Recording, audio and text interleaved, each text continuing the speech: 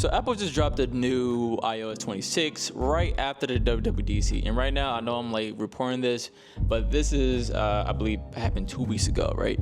And I downloaded the iOS 26 right as soon as it was available back in beta 1, because I believe now it's on beta 2. So in this video, we're going to be talking about what does iOS 26 have in store for you guys, and also we're going to be talking about how is it when downloading the iOS 26 on an older device like the iPhone 15.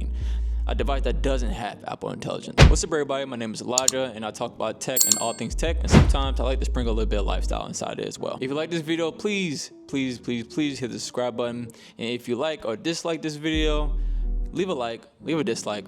All feedback is good feedback. Let's go ahead and get straight into this video. So WWDC showcased a bunch of different things, but none of the things I wanted from it. But it was pretty good nonetheless. Of course, we didn't get none of the device showcases, but it was basically an iOS 26 conference, basically. Just showing off the new software that we thought it was going to be named iOS 19, but it was called the iOS 26. So first thing first, the control center. The control center got a huge redesign.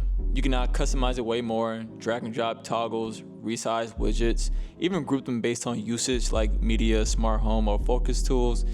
It finally feels personal. They also talked about the Gen emoji, one of the my favorite services that they showcase in that meeting. Sadly, I can't even use it on my iPhone 15. You can now generate custom emojis based on prompts like a cat eating pizza with sunglasses, and it just creates one on the spot. You can use it in iMessages like a regular emoji or a sticker. And that's what I got from this thing. Just the iOS 26 just makes everything more personal for people. So every time you look at somebody's phone, it should look personal to somebody. Everybody's home screen should look different, and that's what I got from this conference. And also with the new AI services that if your phone has Apple Intelligence, the new services that the Apple Intelligence has under its belt now is more significant to what Apple Intelligence already had. But sadly, with the iPhone 15, I am not able to use those services. So I think for you to use those services, you would have to have Apple Intelligence on your phone. The regular iPhone 15 does not have Apple Intelligence, and it sucks. Even though I did an update for the iPhone 15, this right here will give you a good overview of how is the update with older models like the iPhone 15 and under. And to be honest, I think, like I said, the experience was 50-50.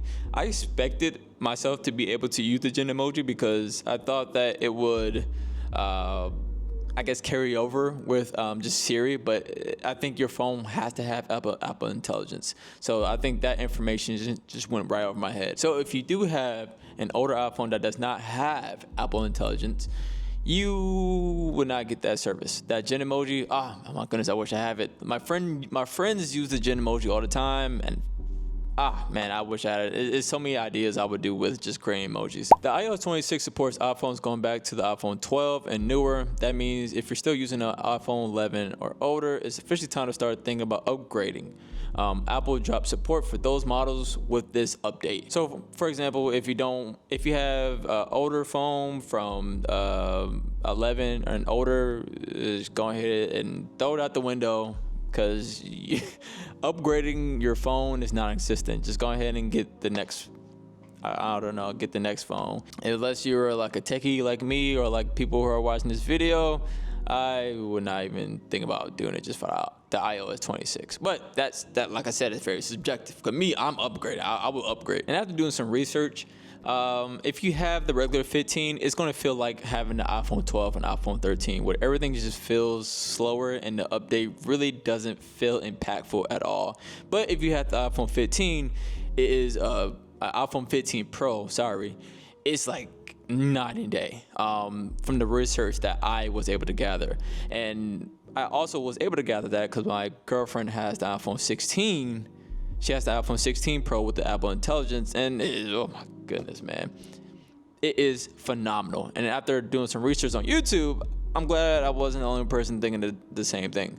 So, like I said, if you have an iPhone 15 and older, expect a lot of crap. Because testing it with the iPhone 15, I realized that my phone became very, very slow. But like I said, it's because I'm in beta, and I think this update was truly made for those iPhone 15 Pros and higher. And I think as they continue to flesh out the iOS 26 with the betas and at the beta, because right now we're in beta 2, I think it will become way smoother.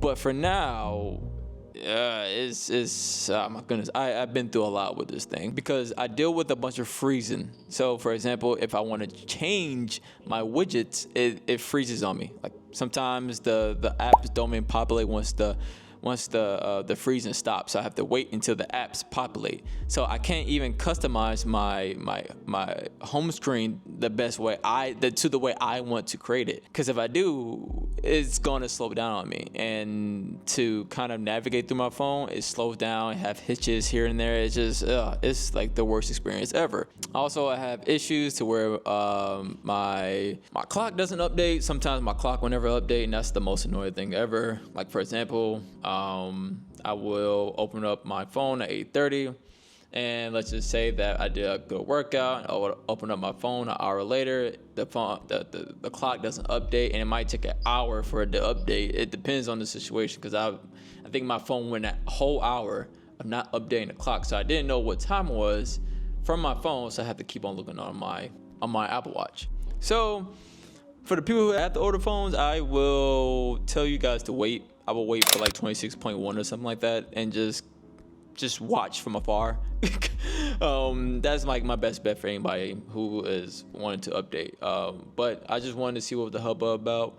Oh yeah, and also you are definitely gonna come around issues where your phone is very hot and your battery usage would drain so fast. Like I said, I will wait. If you have an older device, don't even do it. But if you have a newer device, you guys will have a bunch of fun.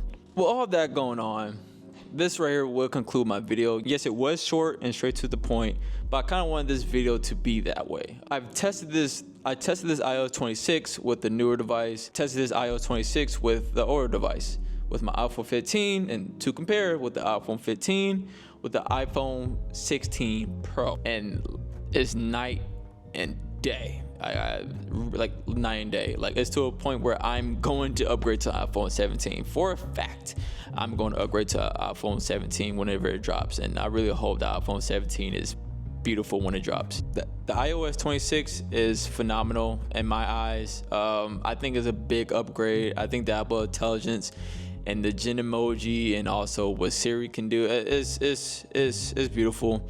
And the glassy touch on the applications is beautiful. I think the iOS 26 looks beautiful. But if you have an older device, just don't even think about it. Again, guys, if you like this video, please leave a subscribe. Please leave a like or dislike, and please leave a comment in the comment section.